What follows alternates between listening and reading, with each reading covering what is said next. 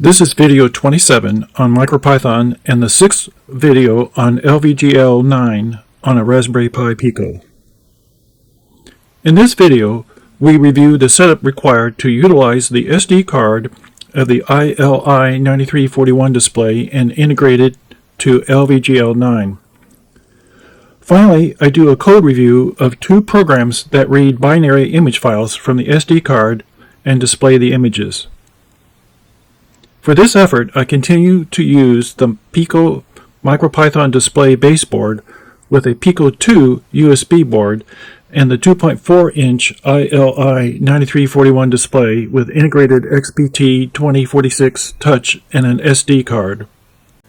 The GitHub site contains the firmware for the Pico, Pico2, and Pico2, and the MicroPython code files.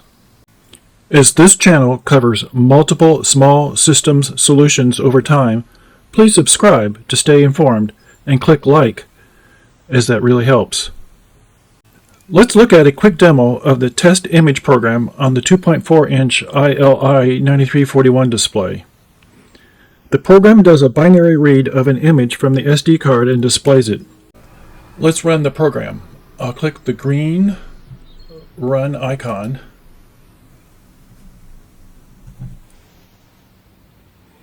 We see the image. It's been enlarged. Now it's rotating. It's finished. We'll remove it and display a second image.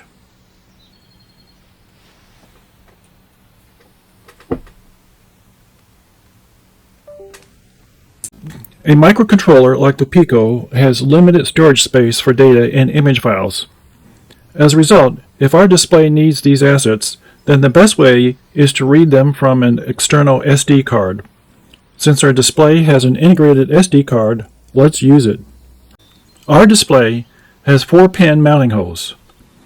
We will insert and solder a 4-pin male header.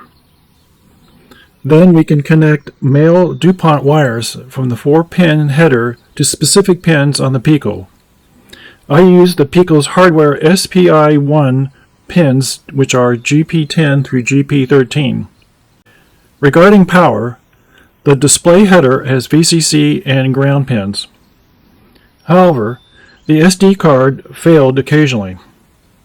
I followed a forum suggestion and connected the display's VCC to the Pico's VCS pins instead of the 3.3 volt pin.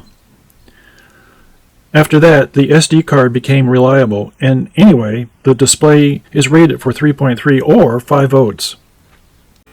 Now we need an SD card driver. I found the file sdcard.py at the GitHub MicroPython lib repository. Although this driver works well for my STM32 projects, I found that I needed to make several changes to allow it to work for the Pico. So both SD card files and a test program are included in my GitHub site, and you should copy the two SD card files to the Pico. We will look at the test programs in a minute. For the SD card, I use a 32 gigabyte micro SD card inserted in an SD card adapter. The micro SD card should be its default FAT32 format. Okay, we are ready to test the SD card interface. Load the test sdcard.spi file into Thonny and let's review the code. First, it's important to see that I import SD card 2 as SD card instead of just import SD card. Following other online examples, I did define the SPI device and set a low baud rate. Then I create the SD device using the modified SD card driver and assign the drive as SD.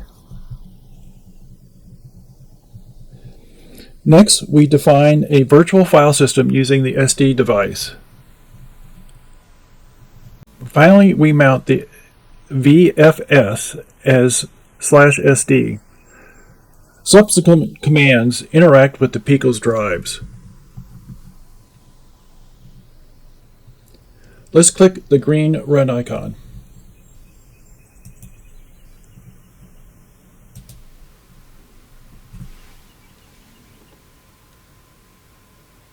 The output appears in Thonny's shell, and we see a listing of the Pico's virtual flash drive, and then we change and display the contents of the SD drive.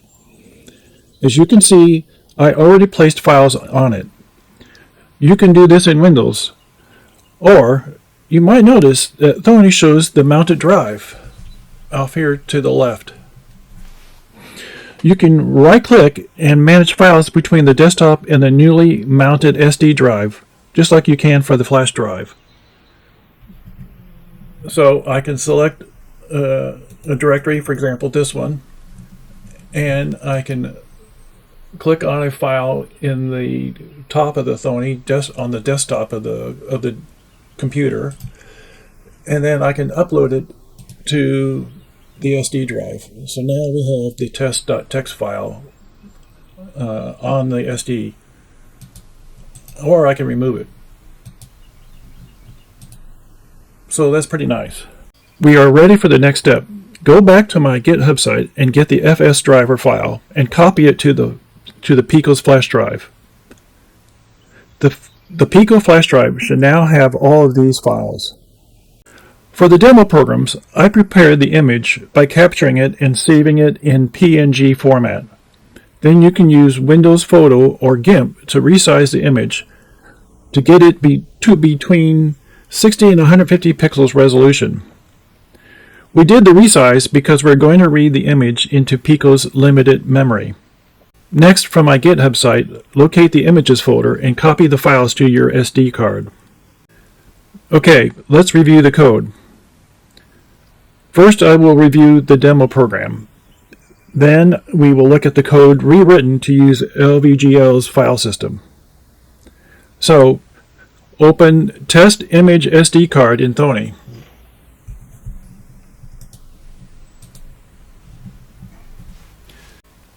The beginning includes the SD card driver code and the same code that we had in our test SD card program.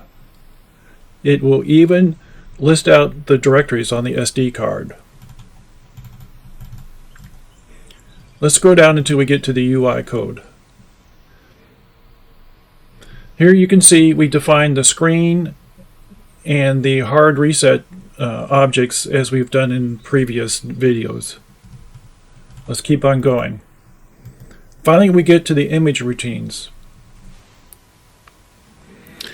We begin our image code with a standard Python binary read routine. I then create the img1 global variable.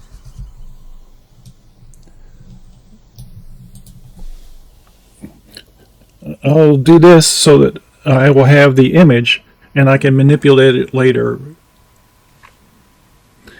I have several utility image routines to rotate the image, beginning with the show image. The show image code here is based on online examples from earlier versions of LVGL, but here I do use the LVGL 9 API routines. So in the show image program, you can see that I have the get image routine, which reads the file and puts the binary data into PNG data. Then I create an LVGL image structure and place the data in it. Finally, I create our image LVGL object, set the source to this data using the set source image statement, and then I place the image in the center of the screen. After that, I have several of the image routines. The first one will scale the image. The next one rotates the image. And this is the actual code to rotate the image in angles of 15 degrees. Notice I do a garbage collection after each rotation. Finally, I have a routine to remove the image. Now we've reached the main part of the program. Here, the show image routine reads the SD card image file and displays the image. So here's the file name. Notice it's using the SD card and the data, the image file that I have in directory 1. It's going to show that image on the screen. Here I load the screen. And then if we have an image, we will scale it, turn the image, wait 2 seconds, and then remove the image. I print out the memory that's free from time to time, just so I can make sure that we've got enough memory. Now I load another file name. I show its image.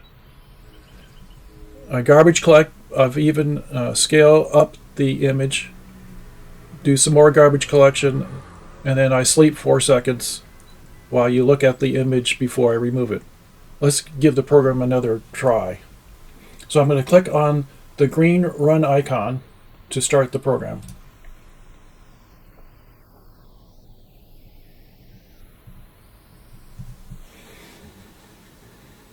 Okay, it's turning the image. It's removed the image and added the new image and scaled it up. And finally it removes it. We'll stop the program.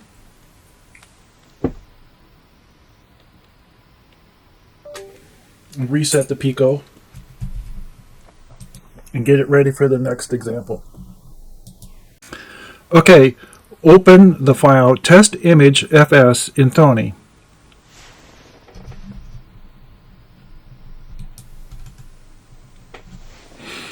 This code shows and performs the same images, but now we will use the LVGL FS driver.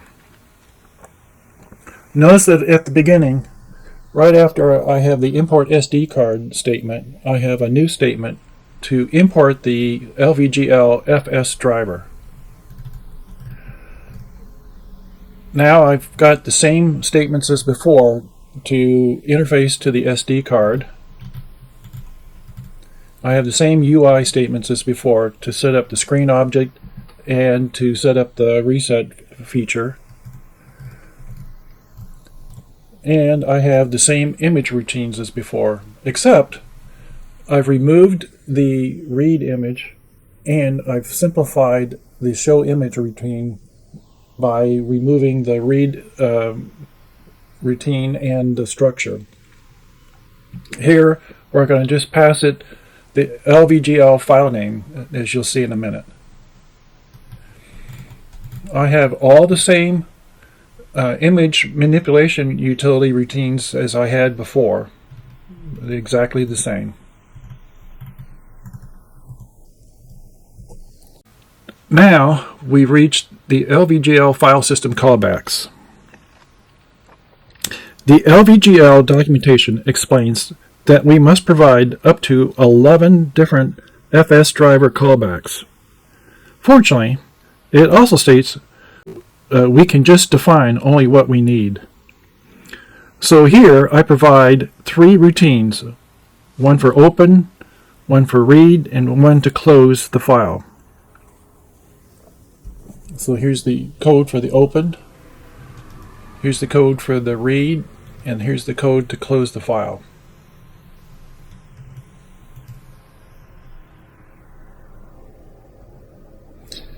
Now, LVGL file system callbacks, as you can see, and register them to the drive letter S.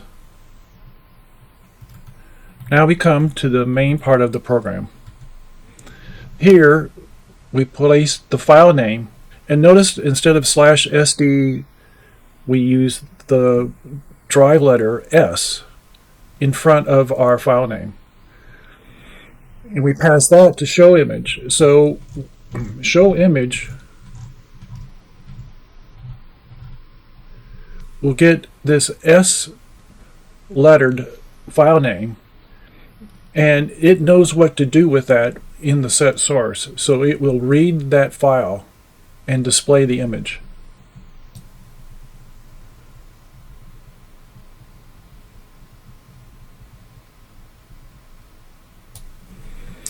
Then I provide the same routines in the same order as before. Okay, let's click the green run icon and watch it perform.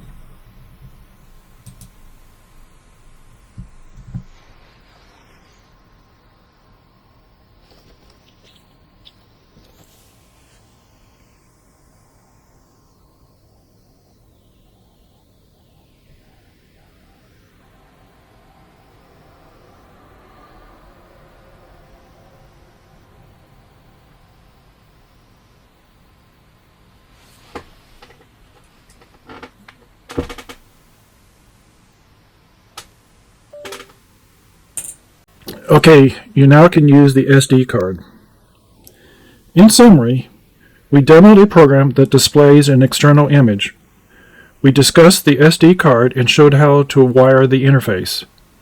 We tested the SD card interface. We reviewed 2 code examples to display the image, first using a traditional MicroPython approach, and the second example utilized the LVGL file system. We will use a simpler configuration of the FS driver in our next video. I hope this video helps your LVGL MicroPython coding. Thank you for listening.